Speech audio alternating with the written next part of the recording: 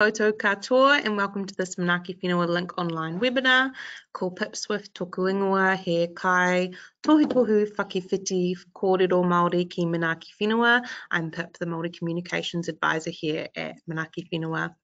Let's start today's session with a short karakia. Whakatakate hou ki te uru, whakatakate hou ki te tonga, kia mā kina kina ki uta, kia mā taratara ki tai. E hi aki ana te atakura, he tio, he huka, he hauhu, ti hei Māori ora. Today we're privileged to have Dr. Shaun Awatere from Manaaki Whenua to present on Māori frameworks for disaster recovery and climate change. Shaun has strong connections to his Ngāti Porou whakapapa and is an experienced resource economist and Kaihautū Māori research impact leader with us here at Manaaki Whenua. In this seminar, Shaun will talk about his work in Te Tairāwhiti and present a Kaupapa Māori disaster risk reduction framework. I'll be back at the end of Shaun's presentation to help with any pārtai questions, so don't forget to put them in the chat box as soon as you can. Ngā mihi nui, Shaun, over to you.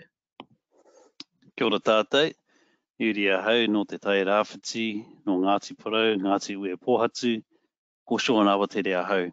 I'm a researcher with Manaaki Whenua Land Care Research here in Hamilton. So in the wake of the devastation caused by Cyclone Gabrielle and the increasing impact of climate change, there's a call to ensure that the Māori worldview or a Māori worldview is incorporated into risk assessment frameworks and decision-making processes. There's also a need to ensure that Māori are part of climate change adaptation processes, especially when it comes to making decisions on rebuilding, relocating, and the economic choices concerning their communities. So I'm part of a team of researchers focused on a Te Ao Māori or Māori worldview perspective of the impact of extreme weather events and climate change on Māori communities, like the recent extreme precipitation events that have plagued Te Tairāwhiti for the past 18 months. We've been doing some work as part of whakahura and extreme events and the emergence of climate change iwi endeavour program. So this presentation describes a Kaupapa Māori disaster risk reduction framework, which gives mana or value back to the environment and demonstrates that we are obligated to treat the environment with respect. However, we've recently completed some work as part of the Sustainable Seas National Science Challenge, looking at the kaupapa of risk. And our work found that people have been taught different ways to approach truth and knowing and power relations. And this has a significant impact on their capability, their abilities, and the process of enacting disaster risk reduction, as well as looking at climate change adaptation. So in Aotearoa, we've got three main worldviews. There's one worldview, the dominant social paradigm that contends that the world is plentiful, it's bountiful, and it's predominantly informed by the disciplines of economics and law, and it hinders change towards futures that are based on alternative governance approaches for te taiao. We also have the emerging new and environmental paradigm, which views nature as a limited resource, views te taiao as delicately balanced and a limited resource, and involves managing the environment in a holistic and inclusive way. This means that competing uses are managed in a way that does not degrade the environment for future generations. And then there's the Te Ao Māori worldview, that is a relational approach. Extracting resources should only be done in a manner that builds intergenerational benefits, and it conceptualizes social relations with ecology rather than separately. So with that framing in mind, as part of the whakahura research program, Extreme Weather Events program, we've been critically analysing risk reduction frameworks like the Sendai framework. So the Sendai framework for disaster risk reduction is the latest iteration of the international community's collective disaster risk reduction planning. The framework informs in part how practitioners assess risk here in Aotearoa. Although I do note that there is a holistic framing and ambition of the National Disaster Resilience Strategy as well. However, central to the Sendai framework is a shift of the focus from managing disasters to managing risk, including the reduction of the underlying drivers of risk, that is exposure and vulnerability. However, several of the framework's global targets reinforce a Western-centric worldview, e.g. Target 3 emphasizes economic loss and gross domestic product, placing an instrumental lens over damage.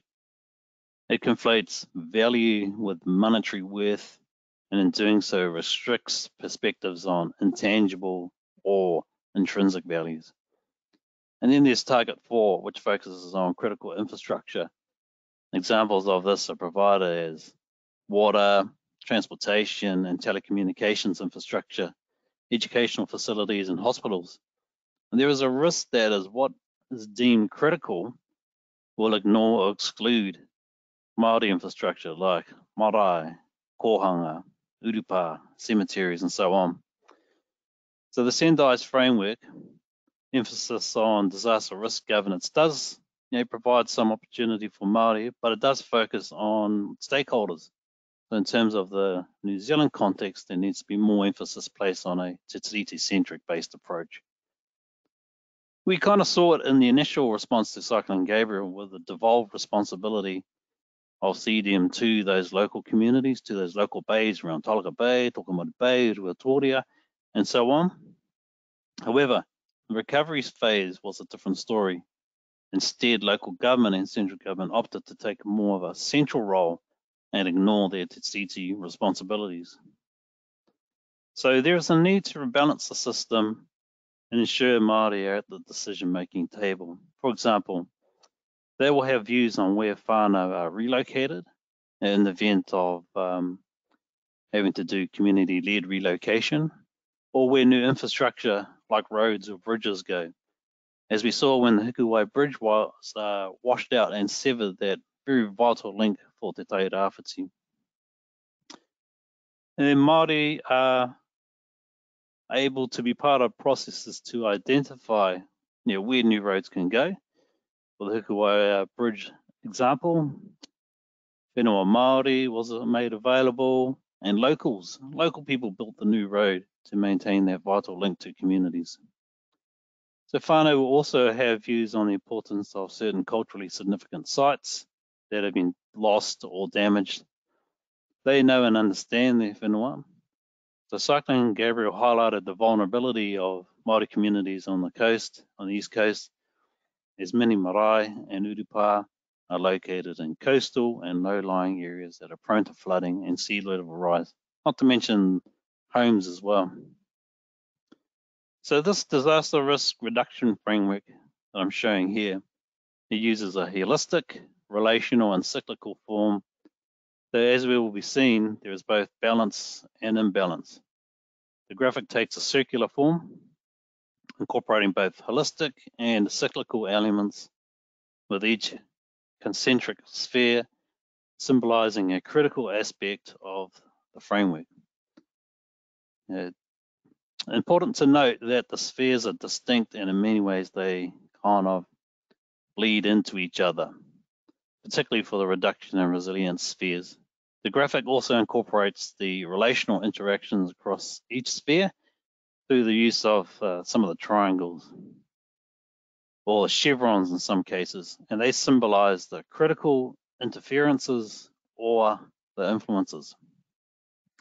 So for example, the atua are the source of both mana. So mana is the intrinsic awesomeness of our local ecologies, and mauri is the life force or the energy representative within those local ecologies. So their circle has triangles jutting out into each of the cosmic forces orbit. One exception is whakapapa, or genealogical connections, the connections between humans and each other, and the connections between humans and atua. And that's represented as a network, those grey lines that go right across each of those types of circles. And they're intended to indicate the all-encompassing nature of whakapapa as a web that binds all of creation. And finally, these concentric spheres can be seen as having both an inward and an outward force, much like the play between gravity and fusion with a star. The atua are at the center, and they manifest everything else, including the hazards and disasters they cause, while resilience can be seen as pushing against these hazards and disasters, providing that stabilizing counterforce. So Māori understandings of hazards are different from a technocratic or physicalistic definition, and requires a cosmological perspective. This must start with atua, who lie at the center of the graphic because of their foundational role. Now, atua they're the metaphorical representation of the awesomeness or the awe-inspiring nature of local ecosystems. All the elements of the natural world are descended from atua, and it's shown in the graphic by the web of whakapapa spreading out as a network across all those spheres, and are the source of mauri and mana. Now you might be thinking, oh goodness, this is a bit all esoteric, but remember that a spiritual explanation does not deny a physical one. They work in conjunction. And so disasters are caused by an imbalance in the relationships between atua and humans, as shown by the chevrons connecting climate, the part in yellow, climate and weather to imbalance, and then hazard and disaster. So they're best understood as a depletion of both the mana and mauri, generating both a loss of power, spiritual authority, knowledge, intrinsic value, and dignity, as well as decreasing life essence and life-supporting capacity. And this impacts on the cosmic forces. The impacts on the cosmic forces can be viewed as cascading and reciprocating as the disaster ricochets through the web of whakapapa. The human, material, economic, and environmental losses are outward manifestations of the underlying impacts to the cosmic forces. So the next sphere might be a bit more easier to understand is vulnerability. So Māori vulnerability is best understood as the potential impacts of hazards on the physical, the financial, and social manifestations. The risks of hazards to Māori is exasperated, however, by colonisation, as symbolised by the triangles labelled colonisation, cutting into climate and weather sphere from the risk and vulnerability sphere. The loss of mana, decision-making authority following colonisation, has increased the risk to Māori infrastructure, the exposure to hazards, and oftentimes they are stymied by financial and bureaucratic processes to enact approaches that are going to be of benefit for whānau. E.g., witness how the recovery phase for te karaka has been occurring. And this is compounded by the loss of mauri caused by colonisation, which has increased the vulnerability of those local ecosystems, such as all the deforestation that's occurred in Te Tairāwhiti. Now, in terms of reduction, there are 5 key components symbolised by the triangles jutting into the risk sphere. They are largely focused on understanding, 2 on action, 1 providing a bridge between the 2. The 2 which provide understanding are mātauranga, knowledge, and whakapapa, genealogical connections. The 2 which provide, and whakapapa, in terms of genealogical connections, and these provide the knowledge base and the worldview approach that's required for identifying the hazards, risk, and vulnerability in a more holistic and interconnected manner than the usual technocratic approach. The bridging component is the ethics component, or kaupapa, the moral principles that govern a person's behaviour. So some of the common ones are whanaungatanga, strengthening human relationships, kotahitanga, creating unity, rangatiratanga, showing leadership, and so on. But critically, community stands as a counter to the technocratic, expert-led disaster risk reduction approach of the physicalist paradigm. For Māori, disaster risk reduction needs to be led by the community, which also aligns with those principles of kotahitanga, unity, and rangatiratanga, and so on. Expertise comes from the totality of lived, localized experience of both current and future generations. Now, The ongoing consequences of colonisation are understood to impact Māori abilities to reduce risk, and that's symbolised by the triangle jutting out from the risk sphere into the reduction sphere. The reasons for this include the economic marginalisation of Māori communities and the loss of mātauranga. Now, in terms of resilience, the framework emphasises the spiritual element, but further emphasises the need to work with rather than against the natural world and the hazards it presents. So there are two levels to building resilience for Māori. One focuses on what might be the strategic pillars to become more resilient. So the strategic pillars identified in the framework include community, care, capitals, culture, and control, symbolised by the triangles thrusting into the sphere, resilience sphere, thrusting from the resilience sphere into the reduction sphere. So the role of colonisation is also acknowledged with the triangles passing through and into the resilience sphere. Community is, as with reduction, is critical. Strong community bonds are a vital element of resilience. And again, in counter to the technocratic approaches, the Māori approaches for resilience is to be an emergent outcome of communities rather than local government or central government. The need for care comes from Manaaki. Building resilience for Māori is based on caring for both human and natural kin, as well as atua. The capitals here refer to the natural, financial, built, human, and social, vibrant ecosystems, adequate wealth, well-located, built, and maintained infrastructure, requisite skills and knowledge, as well as robust social networks and cohesion. All of that are foundational components of building resilience. And the role of culture is pretty clear. It has a strong alignment with community, care, as well as social and human capital. And then the final of the five is control. It goes back to having a Te Tiriti-centric type of approach. It's essential for community-led resilience. It should be noted there that this is not a hierarchical or bounded system, as Western notions of control may be.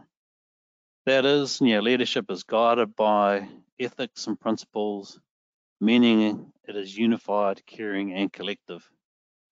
Now, at a higher level, there's a need to focus on restoring the balance to relationships between humans and nature in order to ensure that long-term resilience and build mana, and in particular Māori as well. So resilience ultimately, from a Māori perspective, requires a more harmonious relationship with Papatūānuku, Earth Mother.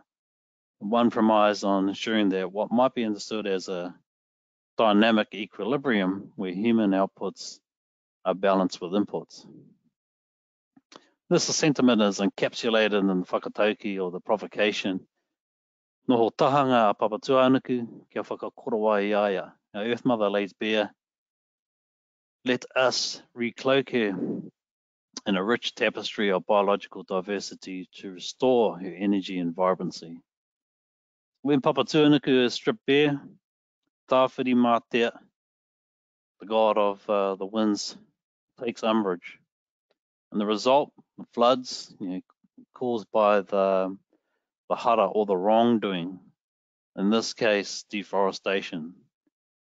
So rebalancing the system is required, and recloaking the whenua is required in order to resolve the hara, in order to resolve the wrongdoing, and to rebalance the system.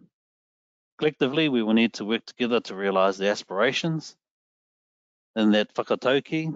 And remember, this is really important, not every cloak is monochromatic.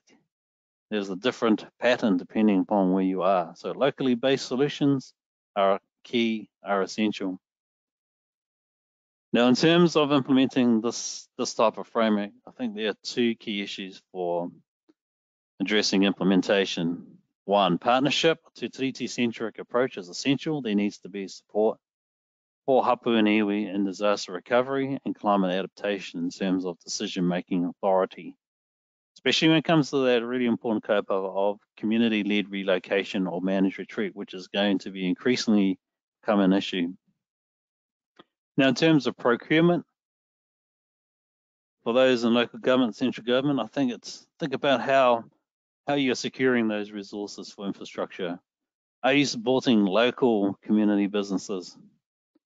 See, for example, the work that Te Tairāwhiti roading contractors did to secure the link up the coast when the Hikuwai Bridge was severe. It was local people who did that road, utilising local resources. You don't always have to go to a multinational company to engage in those types of procurement services around infrastructure. Now, in terms of priorities and risk assessment, technocratic assessments are usually the go-to approach. Well, I think they need to be done alongside some of the priority setting processes that hapu and iwi want to be involved in. So in thinking also about how can the geotechnical experts support those priorities for whānau hapu. Whānau hapu are more interested in probably looking at a whole of community solution, looking at how to relocate marae, kohanga, urupa, and so on. So then the approach is to think about how might the geotechnical experts support and provide information that local people can make those decisions to identify where you might be able to do that community relocation, or importantly, where you might relocate a road and so on. And then I think there needs to be probably a people-centric focus. Too much is on the finance, on GDP, on productivity. There needs to be a realignment back to the focus on livelihoods and supporting well-being.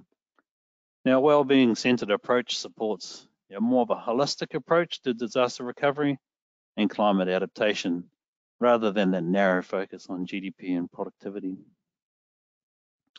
But just in terms of rounding out the presentation, just like to acknowledge the two programs that have informed this thinking. One is the Whakahura Extreme Events and Emergence of Climate Change in the Endeavour program, and the other one is the Perceptions of Risk and Uncertainty, which is being supported by the Sustainable Seas National Science Challenge. I implore you as well to check out some of the work from our research colleagues in Te Tairāwhiti, like Tui Warmanhoven, who had a very moving and empowering documentary highlighting the impacts of deforestation and climate change in Te Tairāwhiti. Some further resources that might be helpful for you include the following publications, and we're just in the process of trying to get through the publication process for the framework that I presented today. Whenua hikama. Nei rata mihi mai o kia koutou I tēnei wā. Kia ora, that's the presentation for now. Ngā mihi nui, Shaun. Thank you for such a, what I think is a really important presentation and taking the time to share your whakaaro with us. There's been a few pārtai questions come through. I thought I might just kick us off though and ask, in regards to your framework, how do you think that could have been implemented to have an effective response to Cyclone Gabrielle, say in a community such as Te Tairāwhiti? Yeah, as I mentioned earlier, I think in the initial disaster response phase, there was really good devolution of decision-making authority to local communities to be able to do that initial response. What could be improved is probably the working in partnership, really taking a Te centered approach when it comes to the recovery phases, i.e. when looking at procurement, for example, supporting those procurement processes. What would have been cool was to have better, more efficient process supporting the building of new homes in some of those areas that were impacted. The bureaucratic process that mires down our very conservative response to disasters, stymied the ability of local communities to be able to bounce back from those disasters, and also it kind of further exasperated the trauma that communities are experiencing from those disasters and wasn't helpful. So I think in the future, if there was greater leadership from central government to local government to say, hey, our our expectations in disaster response, along with climate change adaptation, is a Te Tiriti-centric partnership approach, then that would provide a lot of clarity and certainty for Hapuaniwi. Great answer. Thank you, Shaun. Another question that's come through is what is being done or planned to be done to mitigate the effects of colonisation, such as teaching Te Ao Māori to industries and agencies currently working in the disaster and climate change space? I think it probably requires a whole of community response in terms of approaching climate change adaptation, and in particular within Aotearoa, the acknowledgement that there are multiple ways of knowing and of doing and approaching responses for climate change adaptation or disaster recovery. Oftentimes we get locked into a mode of looking at what the technicians say, what the experts say, and we lose sight of what is important for people, really. And just kind of go back to those recent examples in Cyclone Gabrielle, where if we take more of a risk-averse type of approach, we go down those kind of technocratic processes. But if you show leadership that is embracive, caring, and responsive to the needs of community, then you can kind of broaden out your approaches. And that includes looking at what matters most for communities and drawing upon their locally based expertise to identify what might be the priorities for an adaptation response, and drawing upon their local lived knowledge that's drawn from a long extended time frame of being in that area. So that locally based mātauranga is useful for forming process for climate change adaptation or disaster recovery, i.e. identifying where you might want to relocate or identifying where areas might be at risk to flooding and so on.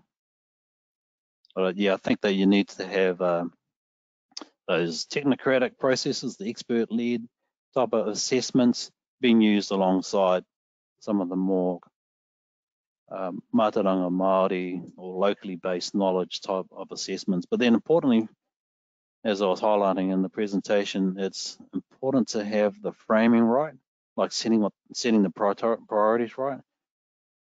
It's no good just having a kind of economically focused approach, because then you will miss out things that are going to matter to communities, such as kohanga, where urupas are located and so on. Fantastic. Thank you so much, Shaun. Unfortunately, that's all we have time for today. If we didn't get a chance to answer your question, we'll work with Shaun to answer these and get back to you as soon as possible. Keep an eye out in your inbox for an invite to our next LINKOnline webinar. Thank you for joining us online this morning. Thank you particularly to Shaun. Ka kite anō and enjoy your long weekend. Manaaki a matariki. I'll now close this session with a short karakia. Kia tau ngā manaakitanga a te mea ngaro, ki runga, ki tina o tātou. Kia māhia te huia mā kehikihi, kia toi te kupu, toi te mana, toi te aroha, toi te reo Māori, kia tūturu whakamaua kia tina. Tina. Omie, huie, taiki. Ka kite whānau, thank you.